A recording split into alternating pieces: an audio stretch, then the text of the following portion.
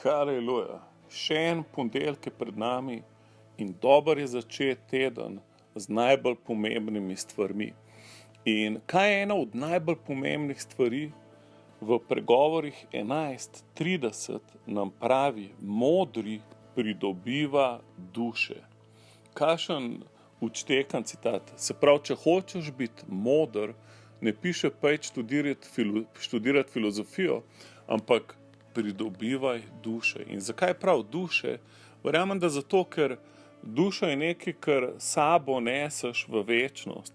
Se pravi, če si ti pridobil dušo, pomeni, da si nekoga pripeljal k Jezusu. Se pravi, nekdo ti bo večno hvaležen, lahko da si samo pomagal mu razmišljati o tem in je potem nekdo drug mu še malo več povedal, nekdo tretji nekaj več. Ampak bodimo skupaj tim modrih ljudi, ki skupaj pridobivamo duše. Se pravi, da s svojim obnašanjem, vedenjem, spremembo življenja, svojim pričevanjem, mogoče svojim molitvam, s tem, ko smo nekaj dobrega naredili, v Mateju pravi, da ljudje bodo videli naša dela, ki jih delamo, in bodo hvalili našega Očeta, ki je v nebesih. Se pravi, karkoli, Jezus je rekel, karkoli si dobrega naredil za nekoga v teh malih, lahko si nekomu dal kozarec hladne vode, za vsako stvar boš nagrajen. Se pravi, dajmo moliti za ta teden, da imamo srce, ki ni trdosrčno, ampak smo občutljivi na ljudi okoli sebe.